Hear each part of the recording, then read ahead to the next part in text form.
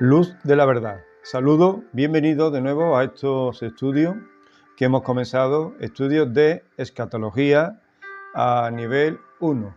Recordemos la terminología de la palabra escatología. La palabra escatología es de origen griego, escato, que significa lo último, lo final, lo postrero, lo que se espera o lo que ha de venir. Y logo, logía, expresa estudio de las cosas que han de venir, discurso de lo final, tratado de lo último, relacionado con lo postrero, lo por venir, lo que va a acontecer y lo que se espera, es decir, los últimos eventos.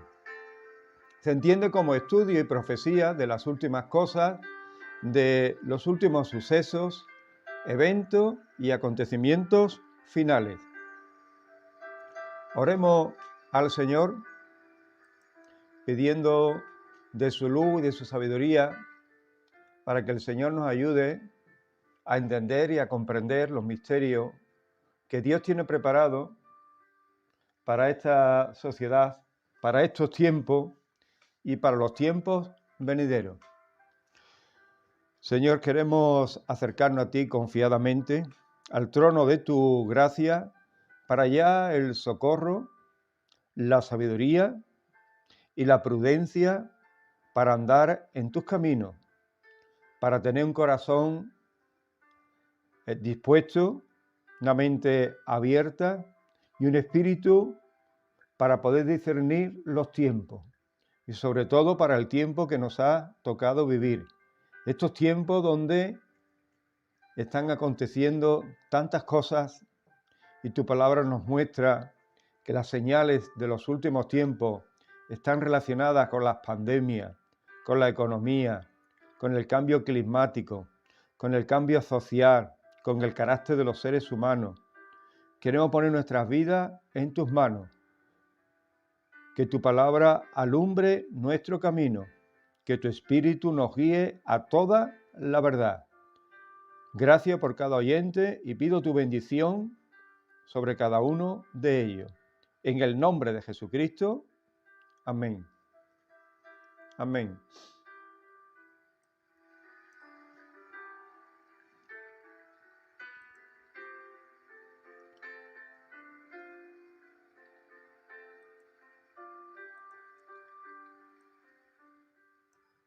Estamos viendo la escatología de forma universal, las preguntas trascendentales del ser humano, la primera lección. ¿Qué pasará en el futuro? ¿Qué habrá después de la muerte? ¿De dónde venimos y a dónde vamos? ¿Cuál será el final de la humanidad?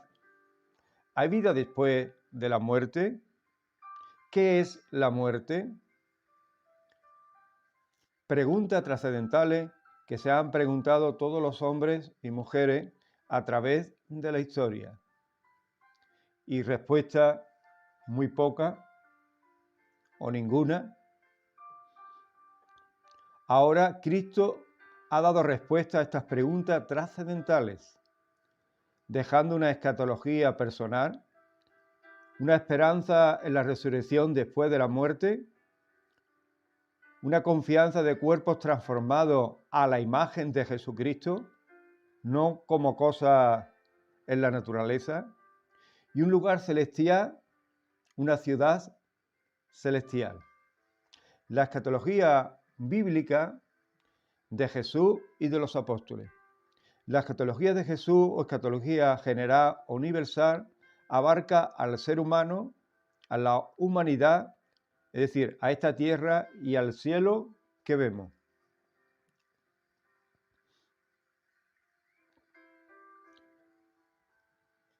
Jesús es el Señor, es decir, Dios mismo, conocedor de todas las cosas. ¿Quién mejor que Él para escucharlo sobre la escatología? Conociendo los discípulos en el monte de los olivos, como hicieron los discípulos en el monte de los olivos.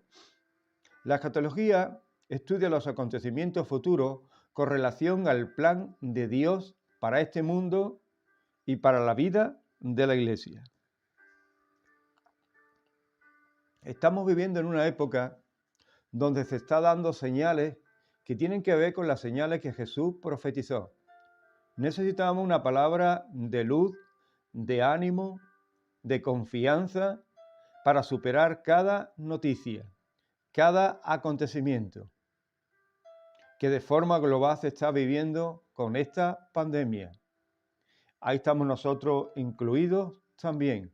El virus no entiende de nada, ni incluso ni de afecto, ni religión, ni espiritualidad. El virus está. Algunos ya han llamado a esta situación el Apocalipsis y sus plagas de los últimos tiempos.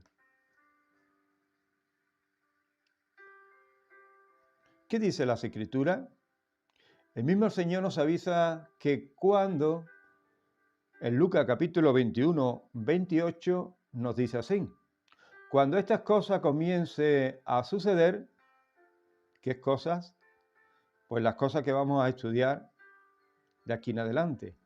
Nos dice: ergíos y levantar vuestras cabezas, porque vuestra redención está cerca. Es decir, cuando nosotros veamos que se están dando acontecimientos escritos, profecías en las Escrituras, hay un consejo, y es de ergíos, y es levantar nuestras cabezas. Es decir, es ponerse en pie, levantarse si estamos sentados, despertar si estamos dormidos, alzar nuestra cabeza, ponerse en acción si estamos parados, es decir, dedicarse a la función, a la vida espiritual. Se están diciendo muchas cosas en las redes sociales en estos tiempos. De ahí la importancia de conocer lo que dice las Escrituras sobre estos tiempos y los últimos acontecimientos que nos reveló Jesús en sus profecías. Es bueno conocer bien los textos. La idea aquí es ver qué dicen los textos, los evangelios, las epístolas, las cartas, los profetas, sin entrar ni ponerse ningún traje ya usado por los hombres que interpretaron y siguen interpretando la escatología, es decir, las palabras proféticas para los últimos tiempos. Ya veremos las escuelas que hay. Yo me voy a basar en la escatología de Jesús y sus apóstoles.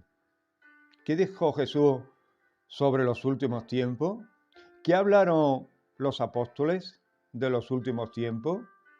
Sin olvidar la dirección, la luz que también transmite, por supuesto, los profetas del Antiguo Testamento.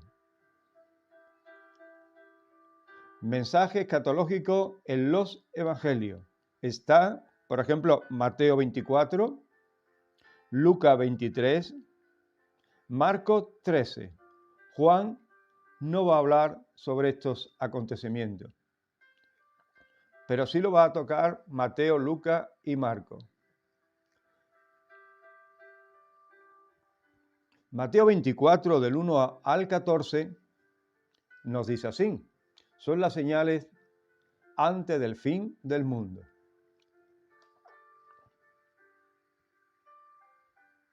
Estando él sentado en el monte de los olivos, los discípulos se le acercaron aparte diciendo: dinos cuándo será estas cosas y qué señal habrá de tu venida y del fin del siglo.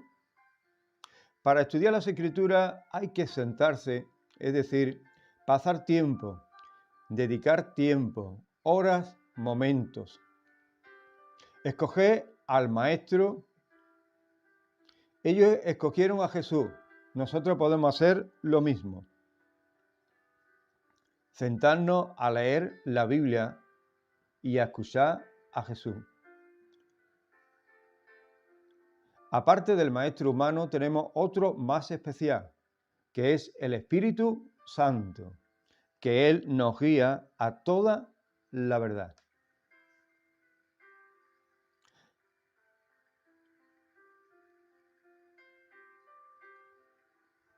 Mateo 24, la lectura de este texto, pasaremos a verlo y a estudiarlo. Tenemos la Biblia para leerlo ahora. Cuando Jesús salió del templo, se acercaron sus discípulos para mostrarles los edificios del templo. Respondió él, le dijo: ¿veis todo esto? De cierto os digo que no quedará aquí piedra sobre piedra que no sea derribada. Y estando él sentado en el monte de los olivos, los discípulos se le acercaron aparte diciendo: ¿cuándo serán estas cosas? ¿Y qué señal habrá de tu venida y del fin del siglo? Respondió Jesús y les dijo: mirad que nadie os engañe, porque vendrán muchos en mi nombre, diciendo: yo soy el Cristo, y a muchos engañarán. Oiréis, oiréis de guerra y rumores de guerra. Mirad que no os turbéis, porque es necesario que todo esto acontezca, pero aún no es el fin. Porque se levantará nación contra nación, reino contra reino. Habrá peste, pandemia, hambre, terremoto en diferentes lugares. Todo esto será principio de dolores. Entonces os entregarán a tribulación y os matarán, y seréis aborrecidos de toda la gente por causa de mi nombre. Muchos tropezarán entonces y se entregarán unos a otros, y unos a otros se aborrecerán. Muchos falsos profetas se levantarán y engañarán a muchos. Por haberse multiplicado la maldad, el amor de muchos se enfriarán. Mas el que persevere hasta el fin, éste será salvo. Será predicado este evangelio del reino en todo el mundo, para testimonio de todas las naciones, y entonces vendrá el fin. Cuando Jesús salió del templo, se acercaron sus discípulos para mostrarle los edificios del templo. Respondió él y le dijo: ¿veis todo esto? De cierto os digo que no quedará aquí piedra sobre piedra que no sea derribada. Podemos ver cómo vienen momentos difíciles en los últimos tiempos, pero también sabemos las promesas de Dios para su pueblo. Promesa de compañía: yo estoy contigo todos los días hasta el fin del mundo. Aprovecha, disfruta de la compañía del Señor.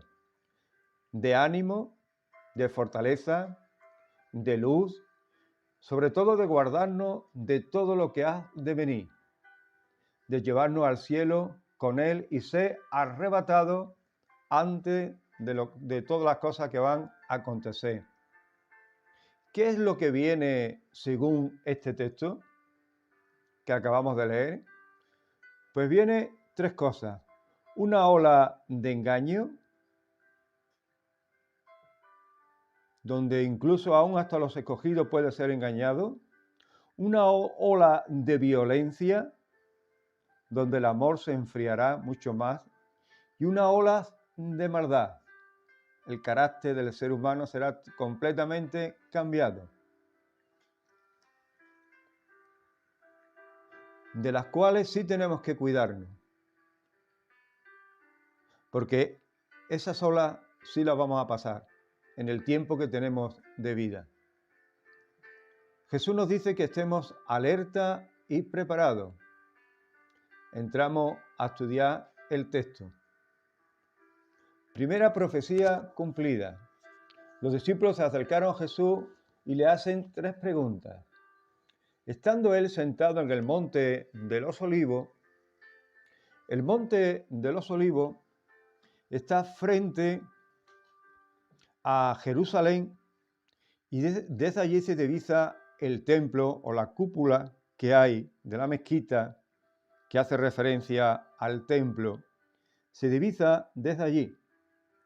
Si es por la mañana temprano, le está dando el sol del amanecer.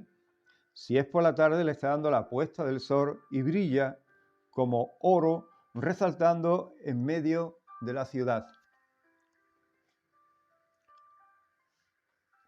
Los discípulos se le acercaron aparte diciendo: dinos cuándo serán estas cosas, qué señal habrá de tu venida y del fin de los siglos. le hacen tres preguntas. Una, ¿cuándo serán estas cosas? Es decir, ¿cuándo el templo será destruido? ¿Qué señales habrá de tu venida? ¿Y qué señales habrá del fin de los siglos, del fin del mundo? Jesús le va a responder a estas tres preguntas. La primera pregunta está relacionada con la destrucción del templo. El templo era una de las maravillas de esa época, levantado, reconstruido en una enorme planada alrededor por el rey Herodes. Desde lejos se contempla todo de mármol blanco, parecía desde lejos, pero era una capa blanca brillante con una luz del sol desde lejos, que brillaba desde muy lejos. Los sacerdotes le exigieron al rey Herodes y a su gente, le exigieron que todo el material estuviera antes de ser edificado. Es decir, todas las piedras tenían que estar trabajadas y allí en la explanada antes de empezar a edificar el templo. Además que fueran los mismos sacerdotes o levitas. Sacerdotes especializados para levantar el templo. La multitud de los sacerdotes se convirtieron en albañiles y carpinteros y tomó a su cargo el derribo y reconstrucción del santuario, tarea que fue llevada a cabo en 18 meses. Casi 10.000 trabajadores fueron empleados en los otros edificios. Tras 8 años de trabajo, es decir, 10 años antes de Cristo, el nuevo edificio se abrió al culto. Pero este monumental, que rivalizaba en sus vastas proporciones y magnificencia con las más bellas construcciones de la antigüedad, que sobrepasaba mucho incluso al templo de Salomón, solo se acabó en el año, presta atención, 62 o 64 después de Cristo. El monte del templo en sí tenía unos 62.500 metros cuadrados, el de Salomón. El área ahora conocida como el Monte del Templo cubre unos 145.000 metros cuadrados.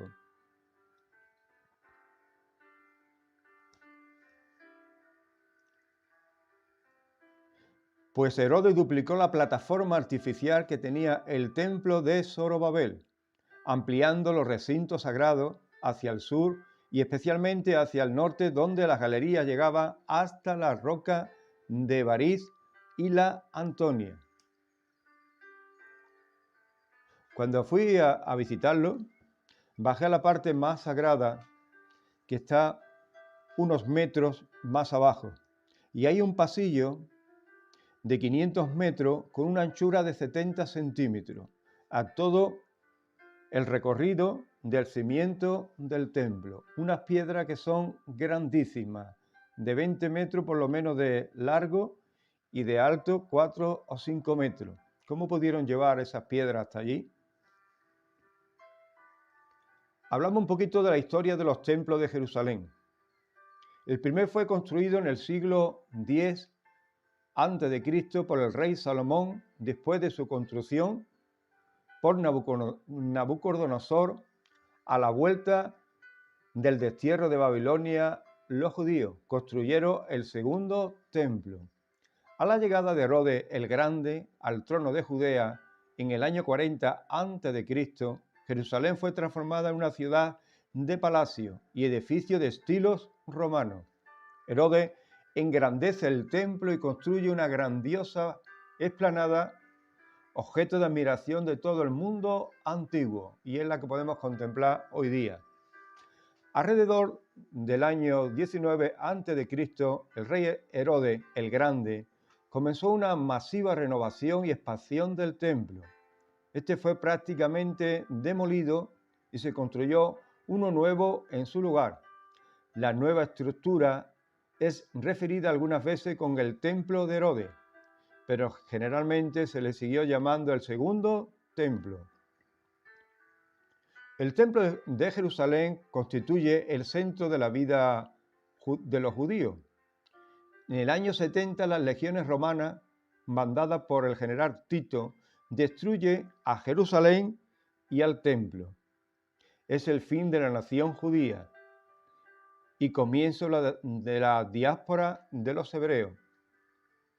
Recordemos, este templo estaba en la explanada del monte Morián, donde hoy día está la cúpula de la roca y la mezquita de Al-Aqsa.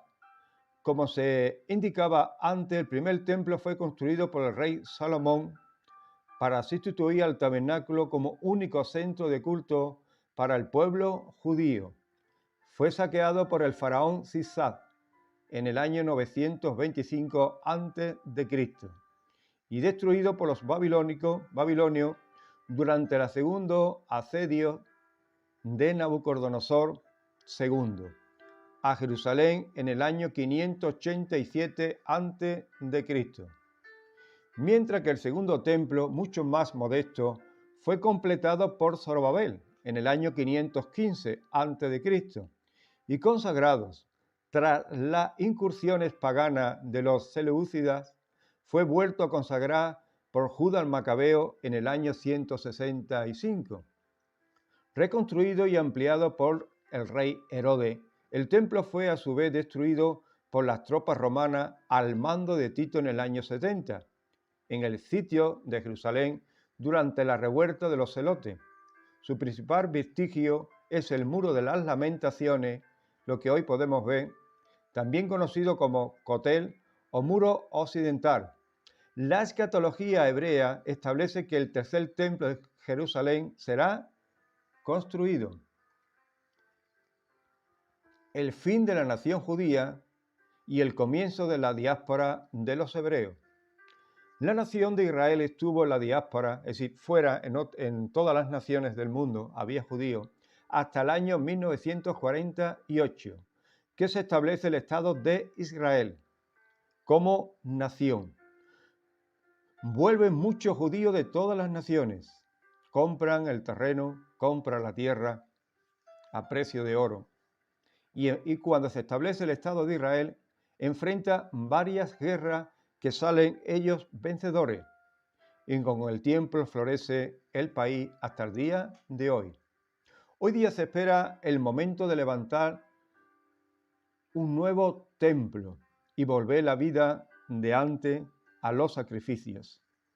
El Instituto del Templo se esfuerza para hacer que el tercer templo sea una realidad para Israel y el mundo entero. Es hora de botar, dice, es hora de botar nuestros pies y enviar un mensaje claro al mundo de que realmente creemos que el monte del templo es nuestro. Realmente esperamos y rezamos por momentos de paz y armonía mundial sin paralelo con la construcción del tercer templo. Pablo nos habla que el anticristo se sentará en el templo. Y ahí tenemos que ir a 2 de Tesalonicenses capítulo 2:2, que nos dice así: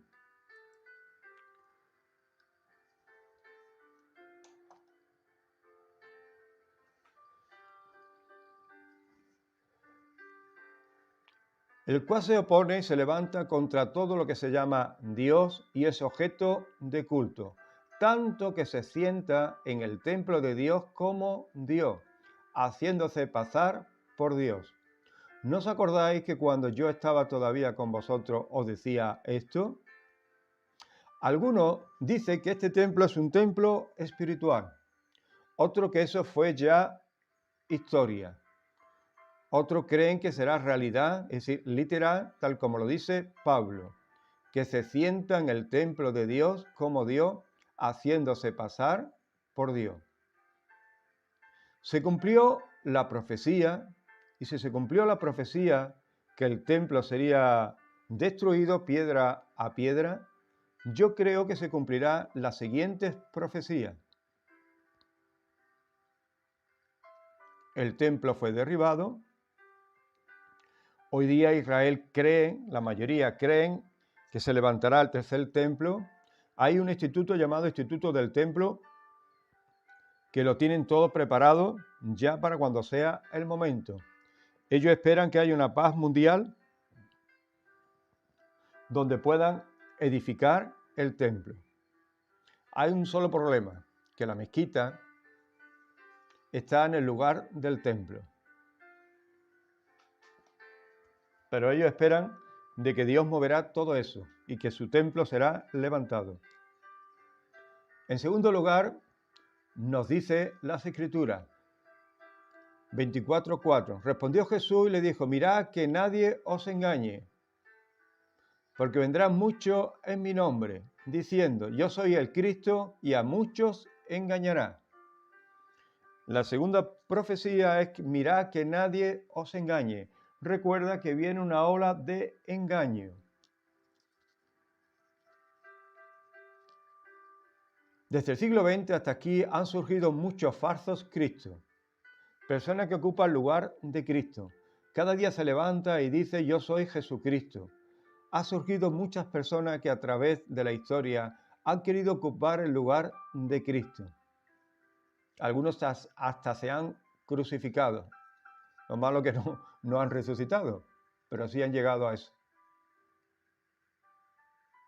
Pero sí se espera uno que actuará y se manifestará como Dios aquí en la tierra. Tendrá poder para hacer milagros, prodigios y señales. Le seguirán mucha gente, incluso le adorarán como si fuera Dios.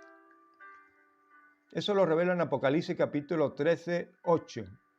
Y le adorarán todos los hombres de la tierra, cuyos nombres no estaban escritos en el libro de la vida.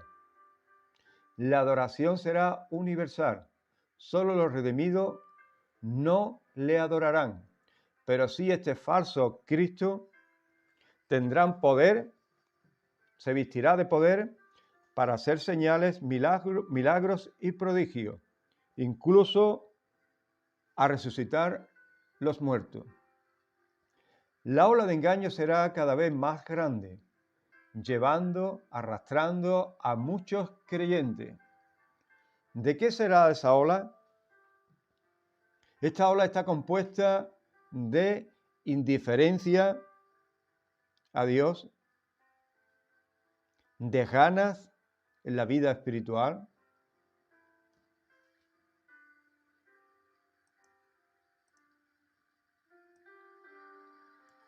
frialdad,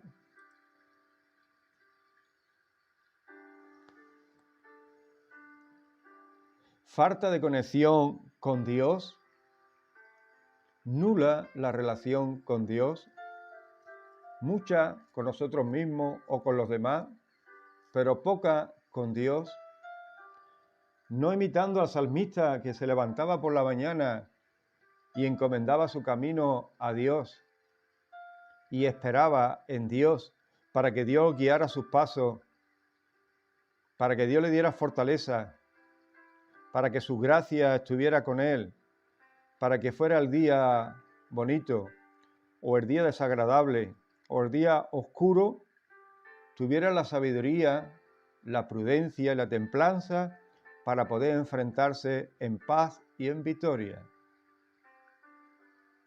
Esta ola estará falta de relación con la palabra. Recuerda que engañarán aún a los escogidos, a los que no conocen bien la palabra de Dios. Falta de relación con la palabra. La lectura cercana a la palabra de Dios, donde te introduce en ella y el Espíritu te guía y te lleva y te alimenta y te alumbra y te fortalece con la palabra. La palabra de Dios, la que cambia, transforma la vida, la mente, el pensamiento de los seres humanos. La palabra de Dios es viva. La palabra de Dios es la fuente que nos lleva a Él. Desconexión de la iglesia.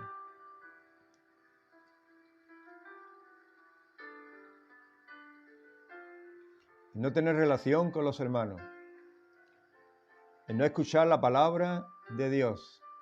El no tener tiempo para alabar y bendecir al Señor. Necesitamos una palabra específica, clara, que alumbre nuestro interior, que nos haga salir de nuestras oscuridades, que nos dé la paz en medio de las tormentas. Relaciones mundanas, con personas que no tienen a Dios, que no creen a Dios y que incluso le niegan. Esta ola estará llena de todas estas cosas.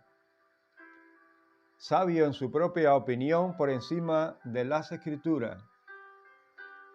Orgullo, vanagloria, reverdía, activez, yo. Esta ola sube muchos metros, inflamada por el Dios de este siglo.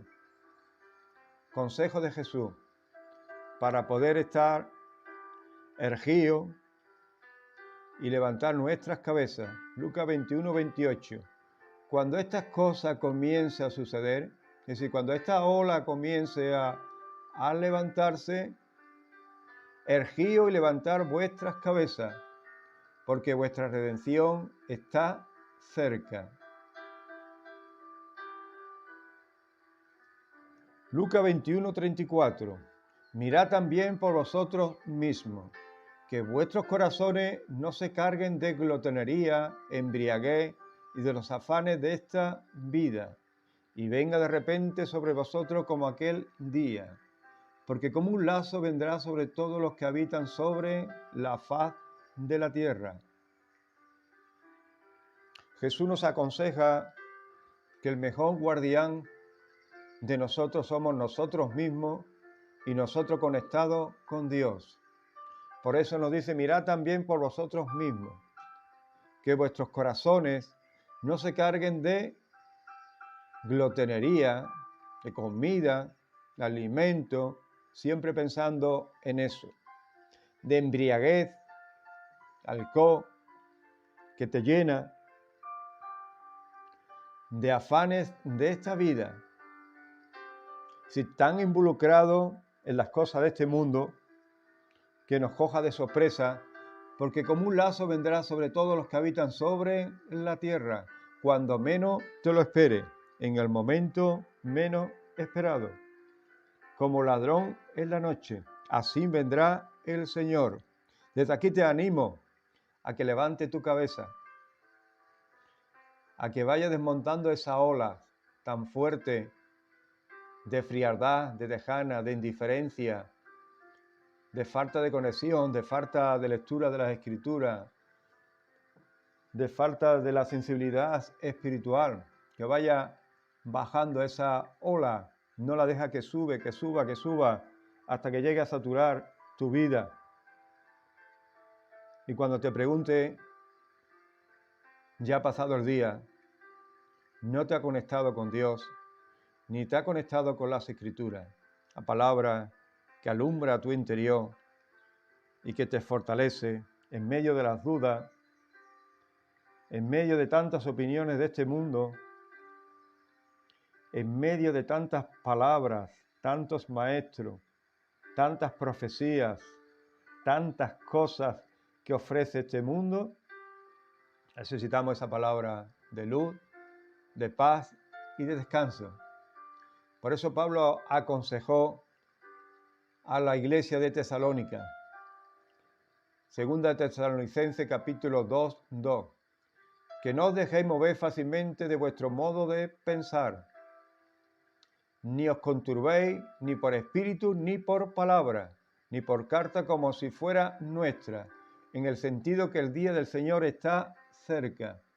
Nadie os engañe en ninguna manera, porque no vendrá sin que antes venga la apostasía y se manifieste el hijo de pecado.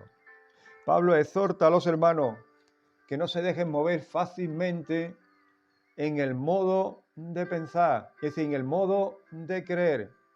Mantente firme en la palabra de Dios, en la doctrina que has abrazado, que has recibido, y que es una doctrina sana, es una doctrina exacta, correcta, verdadera. Y damos gracias al Señor por nuestro hermano Manuel Espejo, que nos enseñó esa doctrina sana, correcta, verdadera, en la cual podemos abrazar con toda tranquilidad, porque es una doctrina que está basada en las Sagradas Escrituras, en la palabra de Dios. Pablo aconseja de igual manera a los hermanos que no cambien la forma de pensar, sino que se quede pensando lo mismo. Ni os conturbéis, ni por espíritu, ni por palabra, por las cosas que nos digan, las cosas que puedan surgir en estos últimos tiempos. En el sentido que el Señor ya está cerca, que el Señor ya ha venido, o que eso es historia, o que eso es espiritual, o que esos son cuentos de la antigüedad. Como muchos dicen hoy día, nadie os engañe en ninguna manera. No te dejes engañar por esta ola que viene. Mirad que nadie os engañe, porque se levantarán falsos cristos, falsos profetas, que lo dirán y engañarán aún a los escogidos. Te animo en el nombre del Señor a que conozca cada día más la palabra de Dios. En estos tiempos que estamos viviendo, donde Pablo nos dice que la noche está avanzada y que se acerca el día, que levante tu cabeza, que disponga tu corazón, que busque la sensibilidad del Espíritu para ser guiado por Él. Conoce la Escritura, conoce la palabra de Dios, conoce la escatología para estos tiempos. Lee el discurso de Jesús, Mateo 24, Lucas 21, Marcos 13, todo relacionado con los últimos tiempos. Las 3 preguntas al Señor. Dinos cuándo será estas cosas. ¿Qué señal habrá?